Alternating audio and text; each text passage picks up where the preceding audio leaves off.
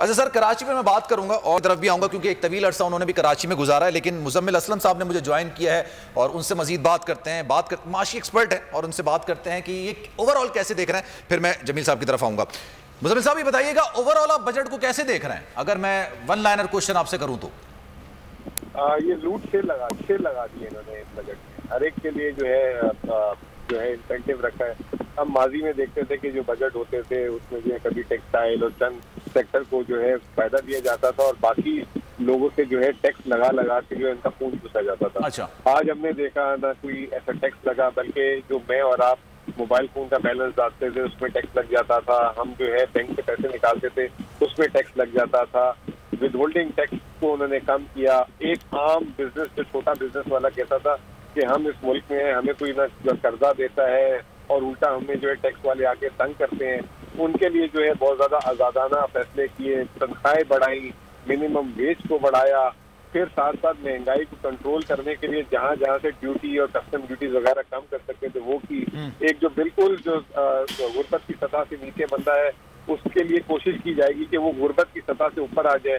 जो एक जो है गुर्बत की सतह से ऊपर है लेकिन वो मिडिल क्लास नहीं है, अगर उसका छोटी गाड़ी का ख्वाब था, चीजें थी, उसके लिए आसानियां पैदा की हैं कि वो चीजें हासिल कर सके। तो और ओवरऑल जो है फलाह और कारोबार के लिए भी रखा गया। साथ साथ हमने ये देखा कि सूबे जो है हमारे हमेशा शिकायत करते थे, उनको इस साल इजाफी 600 अरब रुपए का उनके लिए बंदोबस्त किया ताकि वो भी जो है अपने सूबों में जो है तालीम, सेहत और ये चीजें जो, हालांकि उम्मीद नहीं है हमें, सिंध की हुकूमत तो आपको पता है क्या करती है, लेकिन फिर भी इन्होंने अपना काम पूरा कर दिया है। तो लोग कहते थे कि जी IMF का बजट है, IMF क्यों कर रहा है, IMF वो कर रहा है, और अखबारों में जो भरी हुई थी सुर्खियां कि जी बिजली बढ़ाएंगे, ये बढ़ाएंगे, IMF टैक्सेस बढ़ाने का कह रहा है। तो वो अल्हम्दुलिल्लाह हमने देखा कि पहली दफा IMF की आंखों में आंखें डाल के उस बजट को IMF की तवक्कुआत के भी बरखिलाफ बनाया गया।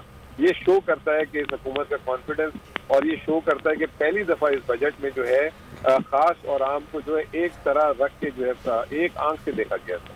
अच्छा, एक आंख से देखा। अच्छा ये बताइएगा, कोई नया टैक्स इसमें नाफिज नहीं किया गया? और जो माशी माहिरीन होते हैं वो एक बात ये कह रहे होते हैं, मैं पिछले 3-4 दिन से जब गुफ्तगू कर रहा था तो कहते हैं कि नया टैक्स लगाना इतना मुश्किल साबित नहीं होता है जितना टैक्सेस का हेर फेर होता है। आप टैक्सेस को बढ़ा देते हैं, किसी को कम कर देते हैं, यह आवाम के लिए ज्यादा मुश्किलात पैदा करता है बनिस्बत इसके कि आपने एक नया टैक्स लगा दिया। इसमें लॉजिकल बात है ये?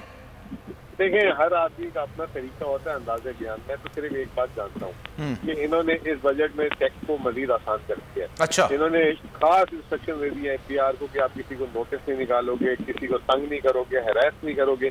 जो टैक्स दे रहा है उसको जो है अपनी मर्जी से टैक्स देने दो। हाँ, जो टैक्स के दायरे से बाहर है उसको जरूर जो है पकड़ के जो है दायरे के अंदर लाओ, ये इन्होंने कह दिया है। तो जो ये बातें हैं कि हेर फेर है, ऊपर नीचे है, देखे तनख्वाहदार के ऊपर जो है हम हर बजट में देखते थे कुछ ना कुछ टैक्स का बोझ डाल दिया जाता था।